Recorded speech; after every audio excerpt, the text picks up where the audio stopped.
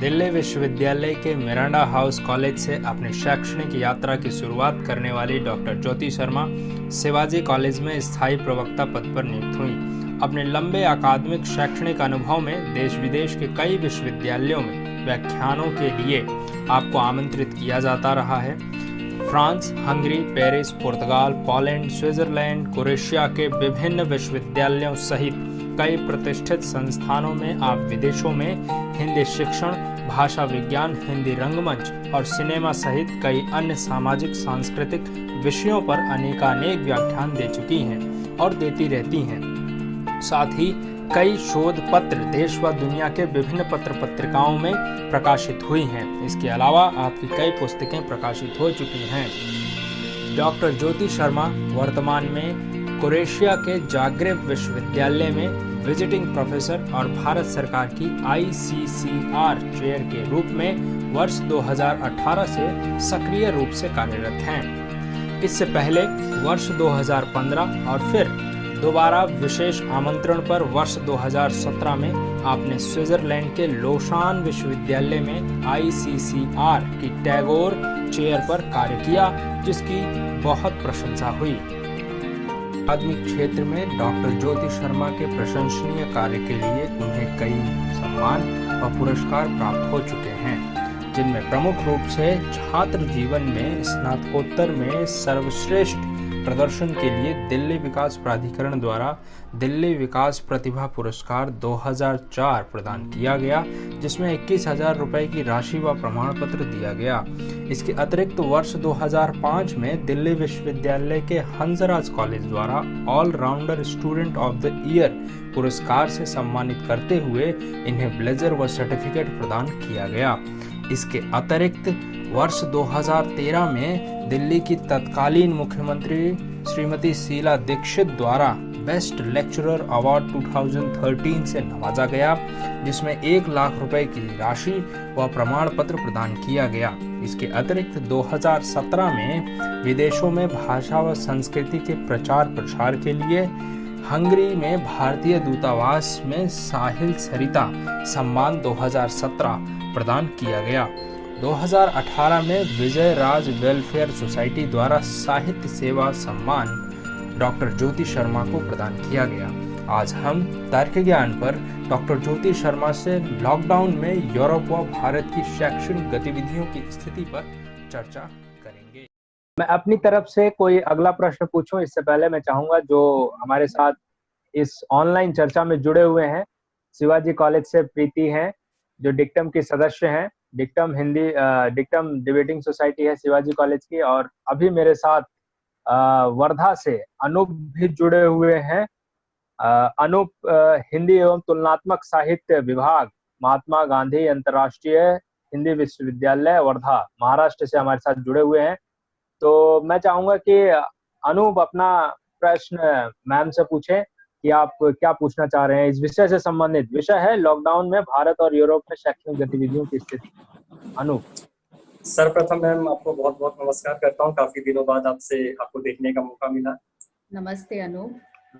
मेरा सवाल मैम आपसे है कि जैसे कि कोरोना महामारी है, पूरे देश विदेश में, पूरे अंतर्राष्ट्रीय स्तर पर देखा जाए तो शिक्षा जो है मैम अब पड़ा हुआ है, लेकिन भारत में अभी भी ऑनलाइन माध्यम से शिक्षा दिया जा रहा है। और विदेश में तुलना किया जाए कि यूरोप में और भारत में, तो मैम भारत में जो शिक्षा है, अब जैसे कि दूर दराज जो एरिया है गांव में, जहाँ पे तकनीक अभी तक नहीं पहुंची है, तो उन बच्चों का बहुत ज्यादा नुकसान हो रहा है। लेकिन वहीं पे अगर हम यूरोप में देखते हैं, क्योंकि यूरोप एक विकसित देश है, तो उसको इन सब परेशानियों का सामना नहीं करना पड़ रहा है। तो आपकी दृष्टि में हम इससे कैसे निपट सकते हैं, या कौन सी मतलब शिक्षा पद्धति अपनाया जाए कि जो बच्चे तकनीक से नहीं जुड़ पाए, हम उनको जोड़ने की कोशिश कर सकते हैं।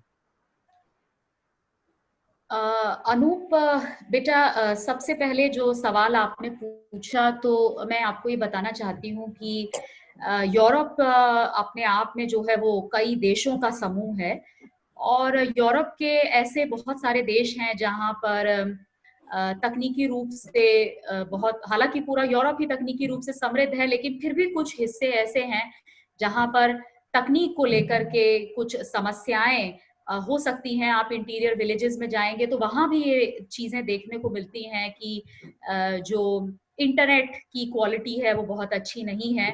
और लॉकडाउन का ये समय ऐसा है जिसमें सभी विद्यार्थी लॉकडाउन से पहले धीरे धीरे अपने घरों की तरफ पहुंच गए। तो ये देखने में आया कि उन विद्यार्थियों ने भी ये शिकायत की कि जो ऑनलाइन कक्षाएं होती हैं उन कक्षाओं में वो जुड़ नहीं पाते, और ऑनलाइन कक्षाओं में नहीं जुड़ पाते। तो अब इसके लिए क्या किया जाए? तो इसके लिए सबसे जो अच्छा तरीका है वो ये है कि जो ई कंटेंट हैं वो उपलब्ध कराए जाएं, ताकि उन ई कंटेंट्स के माध्यम से जो सामग्री है वो सामग्री विद्यार्थियों को मिल सकती है।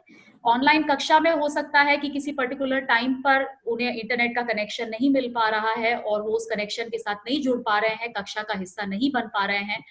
लेकिन अगर ई कंटेंट के रूप में सामग्री मौजूद है तो कम से कम उस कंटेंट के साथ जुड़कर वो जो शिक्षा का हिस्सा है या जो विषय है उस विषय पर जानकारी प्राप्त कर सकते हैं। भारत के संदर्भ में ये सवाल निश्चित रूप से और भी ज्यादा संगीन और महत्वपूर्ण हो जाता है, क्योंकि भारत में हम जानते हैं कि इंटरनेट की समस्या है और जो सुदूर गांव हैं उन ग्रामीण क्षेत्रों के अंदर इंटरनेट एक बहुत भारी समस्या है।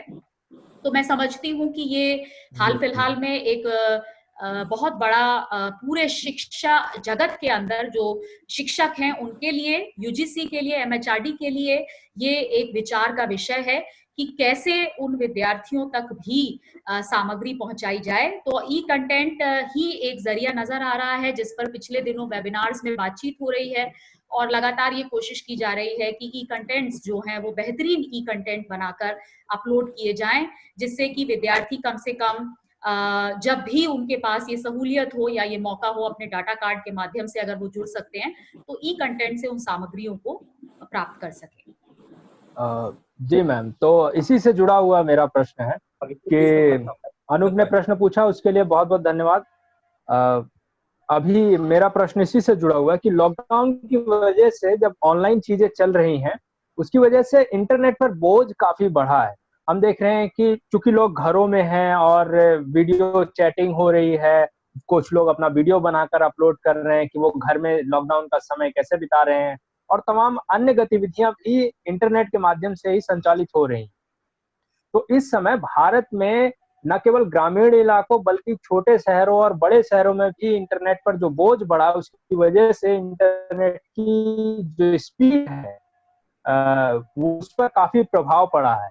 तो भारत में तो हम जानते हैं कि प्रभाव पड़ा है, क्या यूरोप में लॉकडाउन इस तरीके से, क्योंकि मैं मानता हूं कि अभी वहां भी इंटरनेट का जो इस्तेमाल पहले हो रहा था उससे कहीं अधिक हो रहा हो, तो क्या वहां पर ऐसा कोई प्रभाव पड़ा है कि इंटरनेट पर बोझ पड़ा हो और इंटरनेट की सफरिंग को लेकर वहां कोई दिक्कत का सामना कर रहे हो लोग? दिग्विजय, क्योंकि यूरोप के जो ये देश हैं, तमाम देश हैं, ये बहुत छोटे छोटे देश हैं और भारत की तुलना में मुझे लगता है कि शायद बहुत सारे इन देशों को मिला दिया जाए तो भारत बनेगा। तो इसीलिए इन देशों में इंटरनेट स्पीड को लेकर के तो समस्या नहीं देखने में आई है, और इंटरनेट स्पीड जो है वो तो मुझे लगता है कि जहां जहां पर इंटरनेट स्पीड पहले स्मूथ थी वहां अभी भी स्मूथ है। और जैसे स्विट्जरलैंड का नाम लिया जाए, क्रोएशिया, जर्मनी, ये ऐसे देश हैं जो अपनी जो इंटरनेट स्पीड है या जो तकनीक है उसे लेकर के बहुत प्रसिद्ध हैं। तो इंटरनेट स्पीड पर तो मुझे लगता है कि किसी तरीके का दबाव यहाँ महसूस नहीं किया जा रहा है, ऐसी कोई खबर मेरी जानकारी में नहीं आई है। लेकिन हाँ, ये जरूर है कि इंटरनेट पर जो कहना चाहिए कि लोगों की आवाजाही है या इंटरनेट के जरिए से जो काम है वो बहुत ज्यादा बढ़ गया है। और पहले भी क्योंकि ये बहुत सारे काम इनके इंटरनेट से ही जुड़े हुए होते थे, चाहे वो बैंकिंग का काम हो, चाहे वो शिक्षा के काम हो, चाहे वो कहना चाहिए किसी कार्यालयों के काम हो, दफ्तरों में आपको जाना हो, तो पहले भी क्योंकि चीजें इंटरनेट के माध्यम से ही जुड़ी हुई थी तो ऐसा खास दबाव यहाँ देखने को नहीं मिल रहा है। तो उसका एक कारण तो पहले से चली आती इनकी जो इंटरनेट तकनीक के साथ जुड़ाव है कार्य को लेकर, और दूसरा मुझे लगता है कि जो जनसंख्या का आंकड़ा है वो भी कम है, तो इसीलिए शायद दबाव उस तरीके से महसूस इंटरनेट पर नहीं किया जा रहा है। जी मैम, जी। तो इस प्रश्न के बाद मैं मैम से जानना चाहूंगा, क्योंकि मैम ने बहुत सारी चीजें तो हमें बता ही दी हैं, लेकिन फिर भी भारतीय, क्योंकि मैम को भारत में पढ़ाने का और यूरोप में पढ़ाने का अनुभव प्राप्त है, तो हम डॉक्टर ज्योति शर्मा मैम से जानना चाहेंगे कि मैम हमें ये बताएं कि भारत की शिक्षा व्यवस्था और यूरोप की शिक्षा व्यवस्था में हम सब जानते हैं कि अंतर तो है, लेकिन उस अंतर की विशेषता क्या है, ये हमें बताएं, तो हम भारत में जो लोग, जो विद्यार्थी वर्ग है खासतौर पे, वो ये समझ पाए कि यूरोप में किस तरीके की शिक्षा व्यवस्था है और भारत में किस तरीके की शिक्षा व्यवस्था है। जी मैम। देख लीजिए, शिक्षा व्यवस्था अगर भारत और यूरोप की देखी जाए तो इसमें खूबियां भी हैं इस तुलनात्मक अध्ययन में और खामियां भी हैं। तो मैं सोचती हूँ कि सबसे पहले खामियों से शुरुआत करती हूँ और फिर खूबियों की तरफ बढ़ेंगे। आकर मैंने देखा कि यहाँ जो शिक्षा है आज भी, अगर आप स्कूली शिक्षा की बात करें या विश्वविद्यालयी शिक्षा की बात करें, तो आज भी यहाँ जो पब्लिक स्कूल्स हैं उसमें लोग अपने बच्चों को भेजना पसंद करते हैं। क्यों? क्योंकि जो पब्लिक स्कूल्स हैं उनकी गुणवत्ता है शिक्षा की, वो बेहतरीन है, और जो अभिभावक हैं उन्हें ये संतोष है, उन्हें ये संतुष्टि है कि जब उनके बच्चे इन पब्लिक स्कूल्स में पढ़ने के लिए जाएंगे तो वहां उन्हें बेहतरीन शिक्षा मिलेगी और उन्हें जरूरत नहीं है कि प्राइवेट स्कूल में वो अपने बच्चों का एडमिशन कराएं। लेकिन आज हम देख रहे हैं कि लगातार भारत में जो शिक्षा है उसका प्राइवेटाइजेशन होता जा रहा है और प्राइवेट स्कूल्स की डिमांड बढ़ती चली जा रही है, और जो अभिभावक हैं उनका विश्वास पब्लिक स्कूल यानी सरकारी स्कूलों पर से उठता चला जा रहा है। और इसका कारण है कि आए दिन हम सरकारी स्कूलों की जो स्थितियां हैं उन स्थितियों को देखते हैं, और उसकी जो कहना चाहिए चरमराई हुई हालत है उस हालत को देखते हैं, और अभिभावक जो हैं इस कारण से विश्वास खोते चले जा रहे हैं। 20 साल पहले की तो शायद हिंदुस्तान के अंदर भी जो पब्लिक स्कूल और प्राइवेट स्कूल है, इन स्कूलों के बीच में इतना बड़ा खांचा, इतनी बड़ी फाक शिक्षा जगत में देखने को नहीं मिलती थी। उस समय जब बच्चे हम भी खुद पब्लिक स्कूलों में पढ़कर ही आगे बढ़े, और उस समय अभिभावकों के ऊपर इतना दबाव नहीं था कि वो अपने बच्चों को प्राइवेट स्कूल में भेजें, लेकिन धीरे धीरे ये दबाव बढ़ता चला जा रहा है। तो भारत के अंदर शिक्षा को लेकर जो ये प्राइवेटाइजेशन एक तरीके का पैदा हो रहा है, मुझे लगता है कि ये बहुत बड़ी चिंता की बात है, और इसके कारण जो एक गरीब तबका है उस तबके के लिए अपने बच्चे को एक अच्छी शिक्षा मुहैया कराना ये एक बहुत बड़ी चुनौती बनती चली जा रही है। और जहां तक विश्वविद्यालयों की बात की जाए तो विश्वविद्यालयों में भी जो कहना चाहिए पब्लिक विश्वविद्यालय हैं, यानी जो गवर्नमेंट से जुड़े हुए विश्वविद्यालय हैं, वही बेहतरीन विश्वविद्यालय माने जाते हैं। बेहतरीन जो रिसर्च इंस्ट्रूमेंट्स हैं वो अवेलेबल वहां पर हैं, जो बेहतरीन इंफ्रास्ट्रक्चर है वो वहां मौजूद है। तो मुझे लगता है कि शायद जो पब्लिक और प्राइवेट का अंतर है जो हमारे देश के अंदर पैदा होता चला जा रहा है, वो अंतर यहाँ यूरोपीय देशों में शिक्षा को लेकर, तो शिक्षा के अंदर मुझे लगता है कि एक बड़ा बजट यहाँ पर लगाया जाता है, जिसके कारण जो पब्लिक शिक्षा है, जो सरकारी शिक्षा है, उस पर लोगों का यकीन है। और मैं अक्सर अपने विद्यार्थियों से भारत की कक्षाओं में भी साझा करती रही हूँ कि दो शब्द हैं, एक शब्द है व्यावसायिकता और दूसरा शब्द है व्यवसायीकरण। और अगर हम इनका अंग्रेजी में अनुवाद करें तो आप अनुवाद करेंगे व्यावसायिकता और व्यवसायीकरण। व्यवसायीकरण का मतलब है कमर्शलाइजेशन और व्यवसायिकता का मतलब है, आप ट्रांसलेट करेंगे तो प्रोफेशनलिज्म। तो ये जो व्यावसायिकता है ये अनिवार्य है शिक्षा के अंदर, ये होनी चाहिए। ये प्रोफेशनल जो आपका एटीट्यूड है वो होना चाहिए, लेकिन जो कमर्शलाइजेशन है, जो पैसों के साथ जुड़ाव है, वो जुड़ाव शिक्षा का नहीं होना चाहिए, किसी भी देश के लिए हानिकारक है। और दूसरी तरफ एक अंतिम अपनी बात इस प्रश्न पर कहकर खत्म करती हूँ, इस प्रश्न से संबंधित कि क्योंकि हमने खामी की बात की तो खूबी की बात तो करनी होगी। तो खूबी जी सबसे जी बड़ी जी ये है कि हमारे जो विद्यार्थी हैं, उन विद्यार्थियों में चाहे इंफ्रास्ट्रक्चर कैसा भी है, लेकिन पढ़ने को लेकर एक खास तरीके की ललक है। और जो भारतीय मस्तिष्क है, जो भारतीय ज्ञान है, जो भारतीय कहना चाहिए मूलभूत शिक्षा है, जो बेसिक एजुकेशन है, वो एजुकेशन जो रोकती है विद्यार्थियों के अंदर, वो आपको यूरोप के अंदर नहीं मिलता।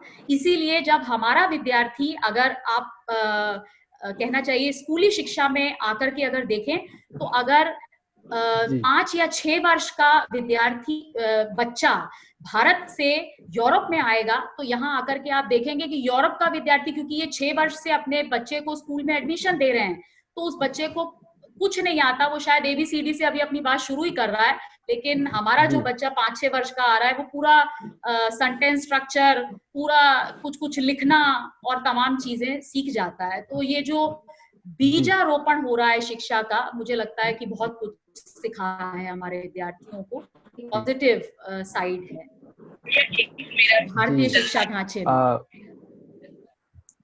जी मैम, ठीक है।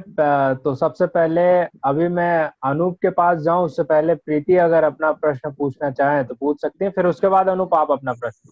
प्रीति। मेरा क्वेश्चन आपसे ये है कि जैसे इंडिया में हम देखते हैं कि टीचर्स जो है वो बोलेंगे कि मार्क्स के लिए ही है, कि तुम मार्क्स देगा और तुम्हारी ज्यादा गिनती होगी, जैसे अगर 90 है, सेमी असाइनमेंट पे भी है, तो क्या उनमें ऐसा ही सिचुएशन वहां पर भी है कि वहां पे टीचर्स की ज्यादा फोकस करते हैं कि बच्चे को प्रैक्टिकल नॉलेज देने पे ज्यादा, या फिर ऐसे मतलब मार्क्स डालना, या फिर यही सारी चीजें? बहुत सवाल आपने पूछा है, और मैं ये बताना चाहती हूँ कि शायद ये भी एक बहुत बड़ा अंतर है जो शिक्षा का ढांचा है दोनों समाजों में, उसके बीच, कि यहाँ मैंने ये चीज देखी कि विद्यार्थियों में नंबर का दबाव नहीं है।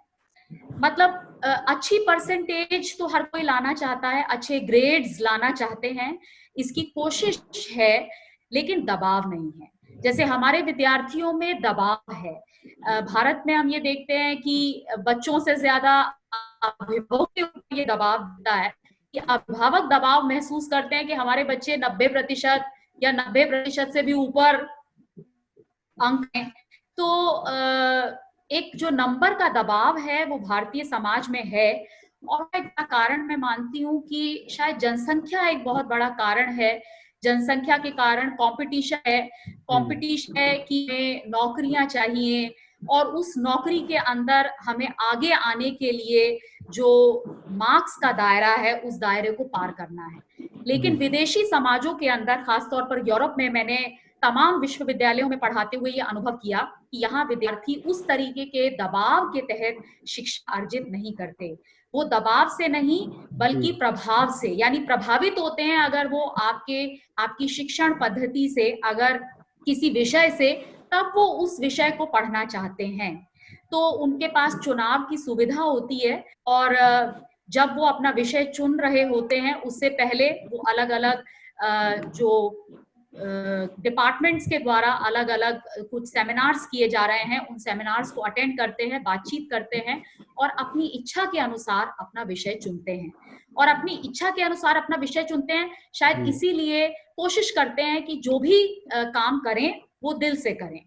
तो उनके ऊपर दबाव नहीं है उतना ज्यादा नौकरियों को लेकर या परसेंटेज को लेकर, जितना कि भारतीय विद्यार्थियों के ऊपर मैं देख पाती हूँ। जी मैम, जी।